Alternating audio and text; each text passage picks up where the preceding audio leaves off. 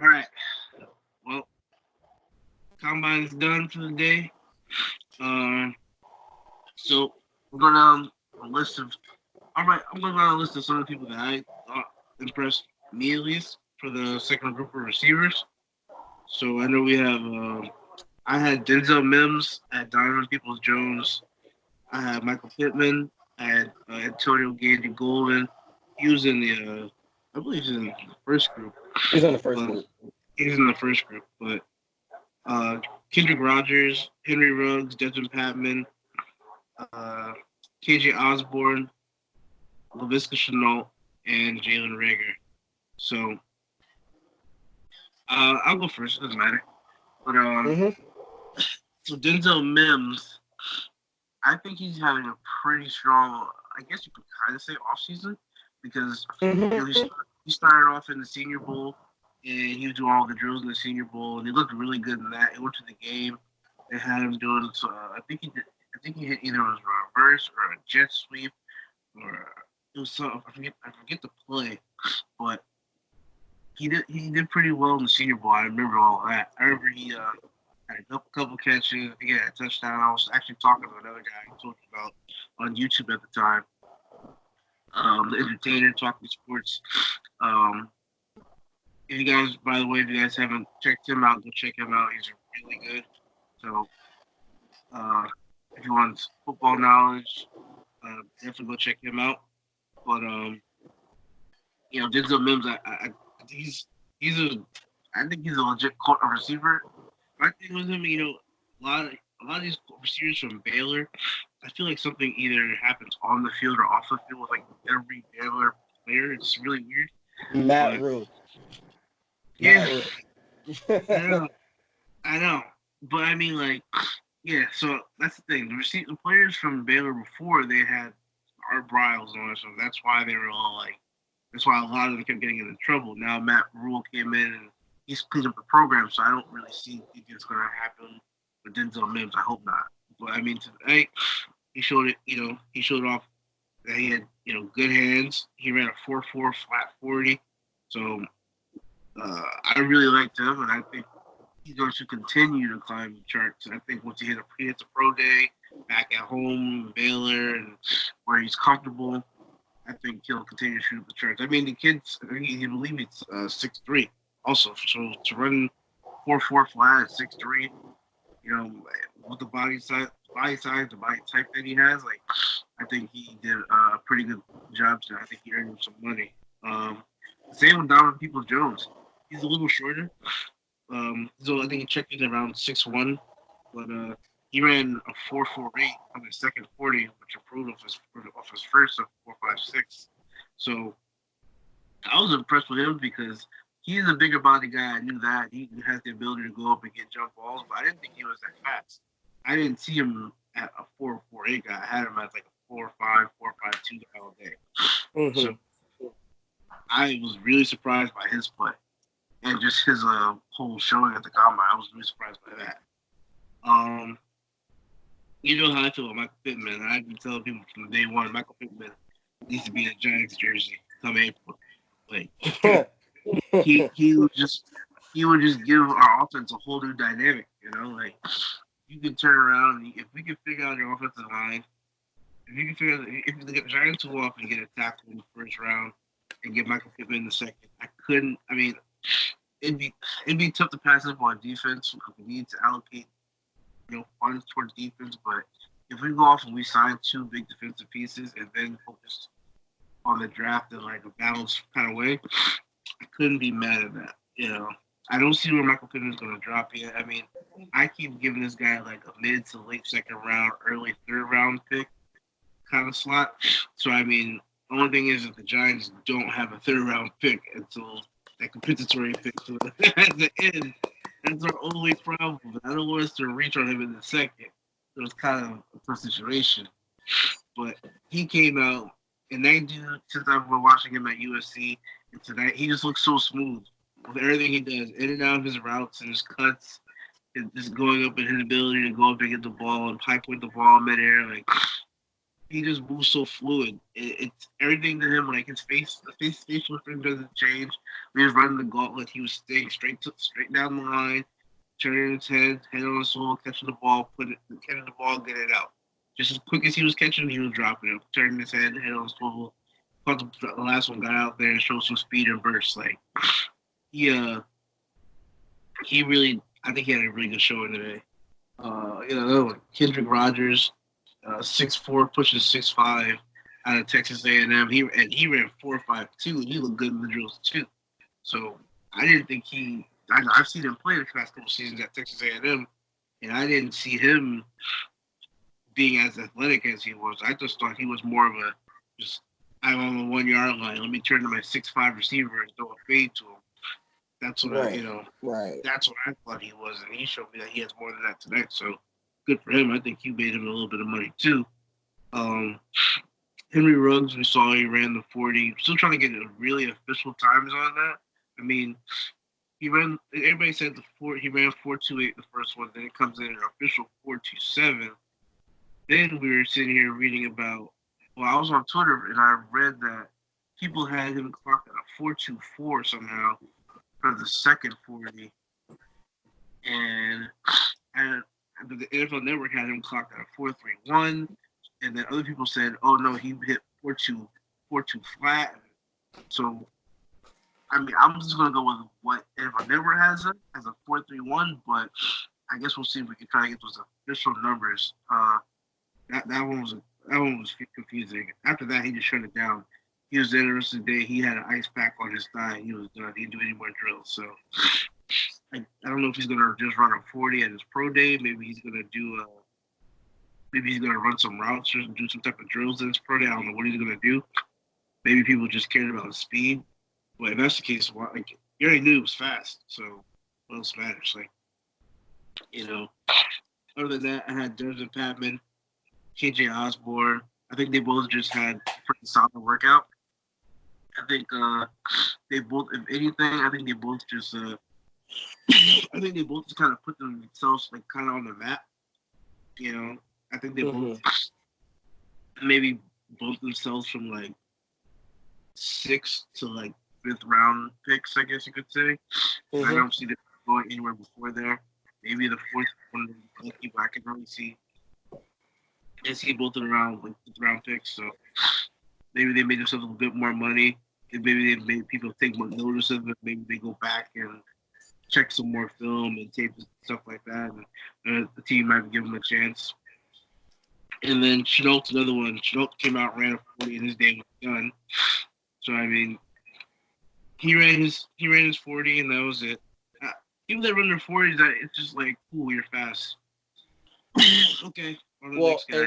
Well, in terms of Chenault, the question really was what was his speed in terms of breakaway and separation and stuff like that. So again, I don't really feel like he helped himself because I think what he run like a 4.61 or something like that. It's okay speed. Like he's not slow, but he's very much a possession guy. Like he's not a guy that's gonna come across the middle and get separation. He's definitely a guy that you can play out of the backfield. He's a guy that can catch it, on shallow routes and everything and give you a lot of rack, but he's not a guy that you can really move around and have him go long and have him run a lot of the stuff that you see like DeAndre Hopkins run or Keenan Allen run. Like he's not that guy. He ran a 4.58 officially. So a 4.58. You said a 4.58? Yeah, officially. So I mean, like I guess, but he didn't really distinguish himself to be anything more or less than we thought he was. I mean, I just always thought he was fast anyway, so I guess maybe he's more quick than he's fast, I guess you could say now. Yeah. He's one of those that I don't think he has like crazy long speed. Yeah. To me, I guess he came out and he ran 4.5 and that was good enough. So I mean, I guess that's what scouts probably just. I mean, he probably went for what scouts wanted. Yeah. Probably just asked, say, hey, can you run a 40 first? He said, sure. He ran 4.58 and he was done. Shut it down. So I guess that's what they asked you to do. Went on and did it. So can't really Yeah. fault him, I guess. Yeah. Um, those are some of the people that I guess that really stood out to me. Is there anybody that really stood out to you tonight, or anybody that hurt you, or people that I guess you could say hurt themselves or helped themselves? I think for sure CeeDee Lamb put himself firmly in the first receiver off the board conversation. Like I think he kind of solidified it, but I do think a part of that had to do with just what the flavor of the month is and the quarterbacks that were throwing to him. So I feel like maybe once Judy's pro day comes around and hopefully he gets to throw it to Tua, you'll start to hear that buzz from Judy again. But I mean, like again, he's what you thought he was. He's a possession guy. He ran a solid 4.5, et cetera, et cetera. I think he ran like high 4.5s, I think something like that, or low 4.5s actually, low 4.5s. Here's my thing. 4.51. Yeah, low 4.5s. So I mean, again, and on a lot of the workouts where he was, breaking out of routes in and out, you saw what you needed to see from him. You saw the fluid movement. You saw the suddenness. You saw the explosiveness. It's all there. It's all there. I just think that CeeDee Lamb, because he has so much pop when he jumps, when he catches the ball, he snatches it out the air. He has all that pop to him. It just looked better. And it's like he looked a lot more confident coming out of that. And I think Judy running what he ran kind of got in his head a little bit, from what I could see. Like it was solid, but I think he really felt like he was going to run sub 4.5, and that kind of got to his head a little bit. In terms of Denzel Mims, here's my thing with him. It wasn't a situation where he hurt himself. He definitely, I feel like he put himself firmly in that late second round, early to mid third round conversation. It's just some of the drops I saw him have just kind of make me take a step back and was like, maybe I need to look at the film again, because he had a lot of bad concentration drops and misses. It was like the quarterbacks were bad, but some of them were layups, and it's like you have to catch those. That was kind of my only. Michael Pittman, God, he was so smooth. He was Juju kind of smooth. He was Juju smooth. That's all I can think of. Like when you see him run, you see him go through the gauntlet, you see him run the 40. All you saw was Juju, and it's like I can't name a lot of teams I wouldn't want a Juju Smith-Schuster on their team right now. The trouble is, like, do you want him at 2? I don't know if you want him in the second round, but he definitely did make himself some money where, like, he made you think about him in the second round, for sure. He definitely made you think about him. In terms of production, you see a guy like Tyler Johnson from Minnesota, who on tape seems a lot more productive, but didn't stand out in the combine at all. He was solid. He was there. But I can't think about, like, we just watched it, and anything he did doesn't really come to mind. So it's like, okay. You didn't even realize he was catching. Yeah, because I remember we were just talking, and we looked out. We looked up, and I was like, "Oh, Tyler Johnson's in the combine!" Like, yeah, that's kind of the kind of day he had, where, for some teams that's good, but he's definitely like a 2 or 3. He's definitely a 2 or 3, and you like a Green Bay would be a good fit for him because he's more of a possession, move to 6 kind of guy.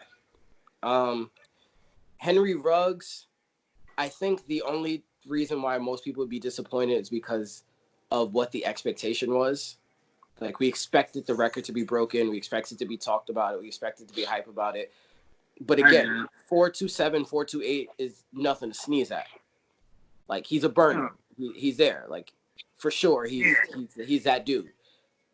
He didn't really work out for anything else, and it's like, you know what you get. He has good hands. He's going to continue to work on his routes. He's going to get better.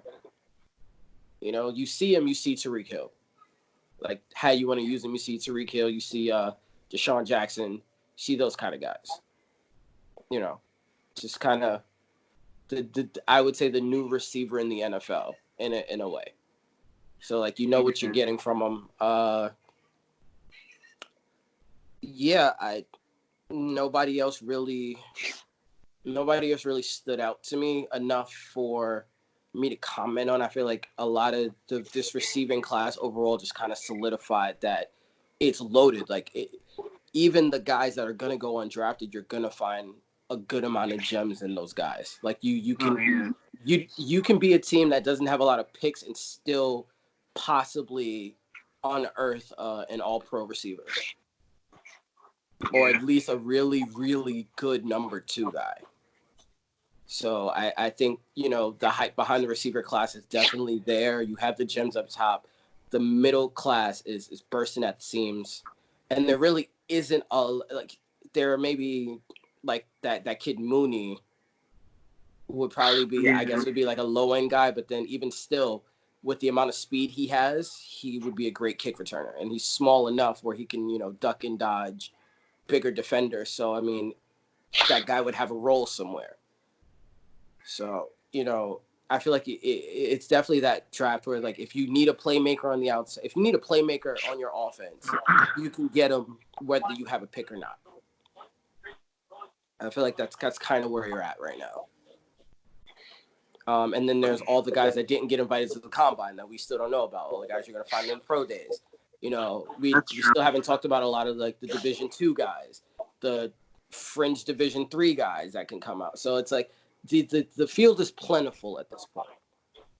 And I think for a league that's kind of been starving for star receivers, truly, and like even though we've had electric offenses, a lot of it is running backs turning receivers, a lot of really electric quarterbacks. We haven't had a lot of you've had a lot of ones, but you haven't had a lot of like tandems where you look at like, oh, this is like when you had like Tom Brady, you had like Randy Moss, Julian Edelman, like you had multiple guys. You didn't have a lot of that in the last couple of years. And I think after this draft, you look 2, 3, 4 years down the line, like you're going to see a lot more teams with a lot of firepower.